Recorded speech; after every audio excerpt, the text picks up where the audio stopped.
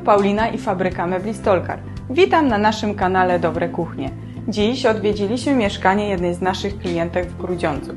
Kuchnia, w której się znajdujemy, to mikrokuchnia w bloku, gdzie połączyliśmy front Olivia w kolorze dom Burlington z lakierowanym czarnym frontem Pola.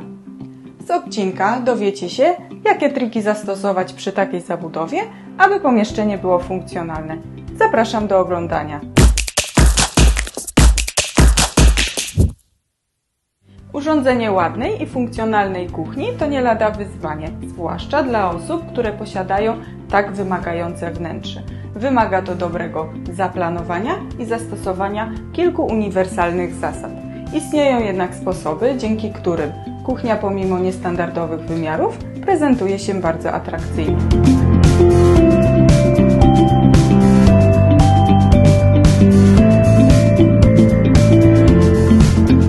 Po pierwsze, w małej kuchni liczy się wykorzystanie każdego centymetra.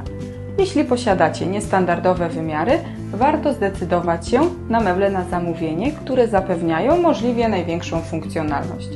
W tym wnętrzu nasi projektanci wykonali zabudowę pod sam sufit.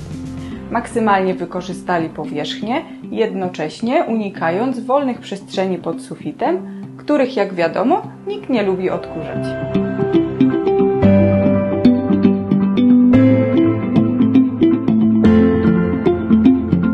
Kolejnym bardzo ważnym aspektem jest zaplanowanie przestrzeni tak, aby zmieściły się wszystkie niezbędne sprzęty AGD i swobodnie można było się poruszać.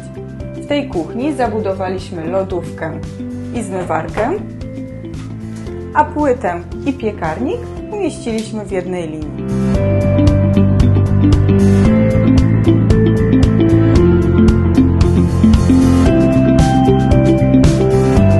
W projekcie zastosowaliśmy się również do zasady trójkąta roboczego. Lodówka, zlewozmywak i płyta to trzy podstawowe elementy, które wyznaczają wierzchołki trójkąta. Więcej o zastosowaniu zasady trójkąta roboczego znajdziecie w odcinku, który znajduje się tutaj.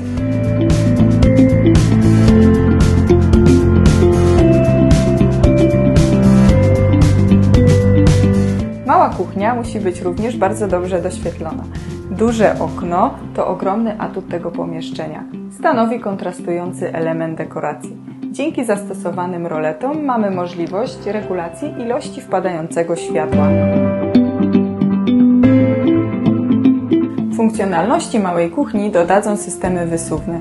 Im więcej szuflad, organizerów, tym lepiej nam się w niej funkcjonuje.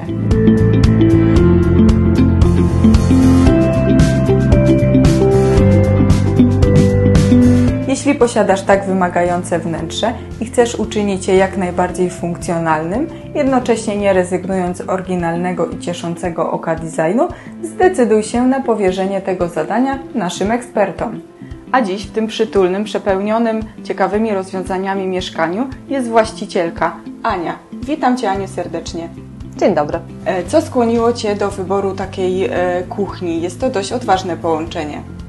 No przede wszystkim skłonił mnie dostawca, dlatego że mam sporo doświadczeń związanych z różnymi kuchniami i nie lubię, kiedy ktoś nie dowozi na czas, a tutaj wszystko było tak jak trzeba. I to tak pół żartem, pół serio. Natomiast rzeczywiście dla mnie to rozwiązanie wcale nie jest aż takie szokujące. Miało być praktycznie, miało być przytulnie, miało być łatwo w użytkowaniu i w sprzątaniu. Rozumiem.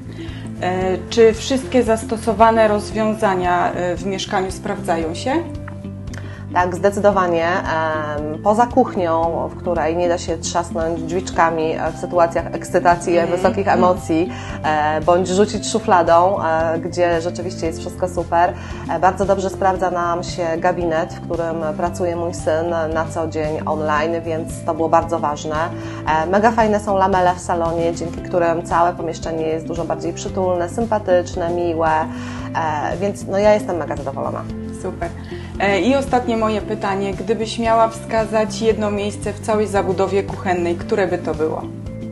No, w zabudowie kuchennej według mojego syna najwspanialszym miejscem jest zapełniona lodówka. Dla mnie tak naprawdę jest dużo takich udogodnień związanych z ilością blatu roboczego, ponieważ większość pań domu wie, że jednak blat roboczy w kuchni jest potrzebny. Ja o ten blat roboczy walczyłam tutaj bardzo mocno, żeby on był duży. No i też ta lodówka, o której wspomniałam, ona jest naprawdę bardzo wyjątkowo usadowiona w miejscu kuchni, ponieważ w większości mieszkań w tym naszym bloku lodówka jest na oknie, a my tutaj znaleźliśmy zupełnie inne rozwiązanie. Myślę, że to jest super. Dziękuję Aniu bardzo za rozmowę. To już koniec na dziś. Mam nadzieję, że wykorzystacie wszystkie wskazówki podczas projektowania małej kuchni. Jeżeli spodobał Wam się nasz odcinek, zasubskrybujcie nasz kanał i dajcie łapkę w górę. Do zobaczenia!